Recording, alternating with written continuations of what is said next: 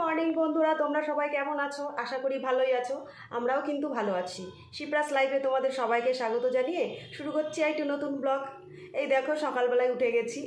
এখন প্রায় 7টা সাড়ে 7টা মতো বাজে। আমি উঠেছি অনেকক্ষণ।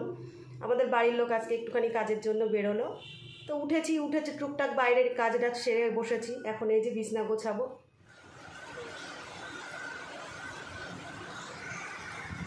বাইরে চলে এসেছি রান্নাঘরে। মেয়ে তো স্কুলে যাবে, ওর টিফিন করতে হবে, নিজেরাও সকালে কিছু খেয়ে নেব। তো এইদিকে দেখো, শেষমেশ আমাদের প্রতীক্ষার অবসান হয়েছে। বৃষ্টিও নেমে গেছে।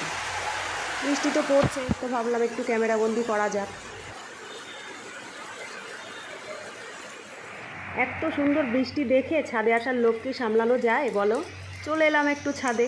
ছাদে এসে এই ভেজা গাছগুলো কী যে সুন্দর লাগছিল দেখতে, তো তোমাদেরও একটু দেখিয়ে দিলাম আর একটু ক্যামেরাবন্দি আবারও করে নিলাম। এটা তুমি কি করবে? কি করব? এই সকালে টিফিন করব। টিফিনটা কি? পরোটা করব, পরোটা। আচ্ছা, আমি বেলবো। তুমি পারবে নাকি তাই বেলতে? হ্যাঁ, আমি আগে ছোট যখন ছিলাম তখন বেলতাম না। ছোট ছিলে তখন তো সেগুলো খেলনা খেলনা বেলতে। এখন আমি সত্যি সত্যি বেলবো। আমার কাছে খুব ভালো করে শুনে নিল পরোটাটা কি করে বেলে। এইবার সে কাজে লেগে পড়েছে। আমি বললাম তুমি পারবে না। না, আমি পারবো জেদ। এই দেখো, শুরু হয়ে গেছে অলরেডি পরোটা বেলা। তো পাশে আমার বড় মেয়ে এসে দাঁড়িয়ে পড়েছে যে বুনু কী করছে দেখবে। এদিকে সে একবার ডান হাত একবার বাঁ হাত এই করে করে তো বেলছে, আর হাসতে হাসতে কুটি কুটি হয়ে যাচ্ছে। ওই দেখো আনন্দটা তার। তারপরে সকালবেলায় ঘুম থেকে উঠেছে, কোনো রকম ব্রাশটা করেছে। এখনও চোখ মুখ সব ফোলা ফোলা। তোমরা দেখতে পাচ্ছ কিনা জানি না, আমি একবার দেখিয়েছি। তো ও পরোটাটা বেলছে বলে আমি ওই পরোটাটাকেই আগে তুলছি। তো চোখ মুখ ফোলা ফোলা। এদিকে আরও 4টে লেচি রয়েছে, আমি সরিয়ে নিলাম। আমি বললাম তোমার এগুলো বেলতে হবে না, বাকিগুলো আমি বেলে নেব। পরোটার ভাঁজটা দেখো এখনও পড়েনি। এই পর্যায়ে কিন্তু রুটিটা এখনও বেশ গোলাকৃতিই হয়েছে। এই যে ভাঁজটা পড়লো। তো আমি ওর দিদিকে পাশ থেকে বলছি যে এরকম দেখে দেখে শিখে নে বোনের থেকে।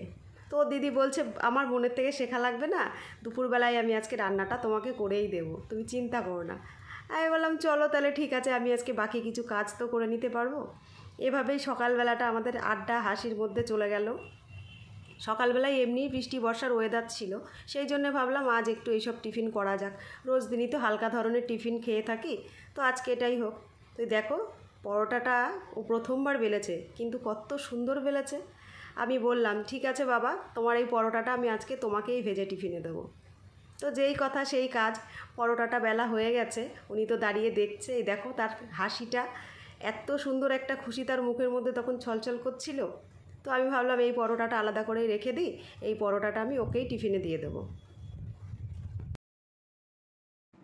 পরোটাটা আমি ভাজা বসিয়ে দিয়েছি। এদিকে সাদা তেল দিলাম একটু, দিয়ে পরোটাটা ভাজলাম। ছোটো মেয়ের পরোটাগুলো সাদা তেলে ভাজা হবে, আর একটু সামান্য ঘি দেবো, আর আমাদেরগুলো ঘি দিয়েই ভাজবো। ও ঘি খুব পছন্দ করে, কিন্তু পরোটা বা রুটিতেও ঘি অতটা খায় না, ভাতের সঙ্গে ঘিটা পছন্দ করে। তো ওকে আগে একটু সাদা তেল দিয়ে ভেজে দিলাম।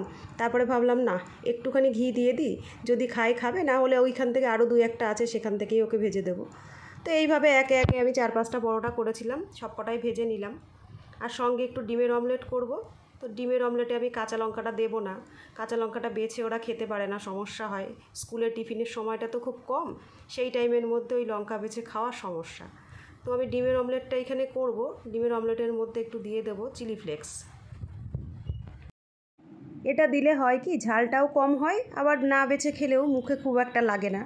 তো মাঝে মধ্যেই আমি ডিমের অমলেটের মধ্যে যদি কাঁচা লঙ্কা কোচানোর সময় না হয়, বা মেয়েরা খাওয়ার জন্য করা হবে, সেই সময় আমি একটু চিলি ফ্লেক্স দিয়ে দিই। যেহেতু এইটা দিলে পরে খুব একটা ঝালের ব্যাপারটা থাকে না, আর দেখতেও কত সুন্দর হয়। সেই জন্যই আমি অমলেটটা করে নিলাম। এই দেখো, 3টে অমলেটের টুকরো আমি করে নিয়েছি। এখানে 2-3টে ডিম একসঙ্গে দিয়েছিলাম, যে একবারে হয়ে যাবে। সকালবেলায় খাওয়া দাওয়া হয়ে গেল, টিফিন দিয়ে দিলাম। যে বড় মেয়ে ছোটো মেয়েকে স্কুলে ছাড়তে যাচ্ছে, ওর বাবা বাড়ি নেই বলে। মাঝে মধ্যে আমিও যাই, তো সকালের দিকটায় আমার একটু চাপ থাকে বলে আর যাওয়া হয় না। তো দুপুরবেলায় মেয়ে বলল আমি রান্না করব, এবং করো, শখের ঠেলায় 1-8 দিন তো করতেই পারে। তো এই দেখো, দুটো কড়াই এখানে দেখতে পাচ্ছ তো। তো একটা কড়াইতে মেয়ে কী করেছে, ফোড়ন অলরেডি দিয়ে দিয়েছে, দিয়ে যখন বসাবে তখন দেখছে যে সে আলু পটল ভাজেনি। ওই জন্য কী করেছে, এদিকে আর একটা কড়াই বসিয়ে নিয়েছে, নিয়ে আলু পটল ভাজছে একে একে। তাও দেখো পটল অর্ধেক কটা ভাজা হয়ে গেছে, আর অর্ধেক কটা ভেজেছিল না, সে কটা আবার ভাজছে। আমি বলবো কি তোমাদের, আমি এখানে নিজেই হেসে মরছি।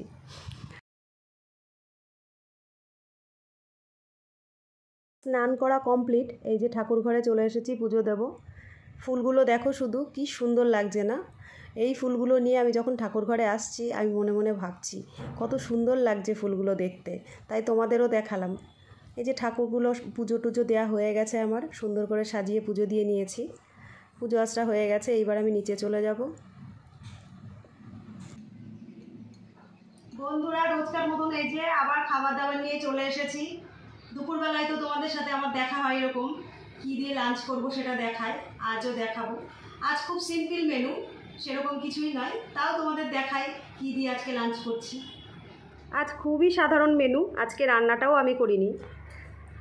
এই দেখো, এখানে আছে মুসুরির ডাল, কালো জিরে ফোড়ন দিয়ে মেয়ে করেছে।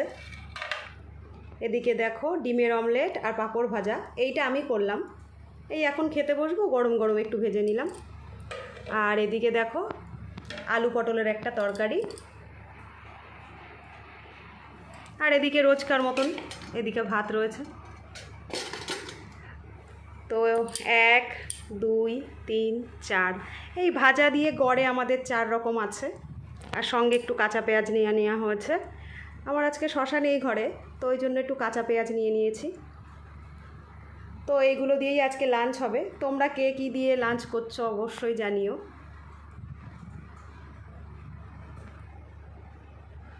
আজকে আমি একটু অন্য কাজবাজ করছিলাম, ওর বাবা বাড়িতে নেই, একটু ঠাকুরের কাজও ছিল এক্সট্রা, সেগুলো করলাম, ঘর দুয়ার গোছগাছ করলাম।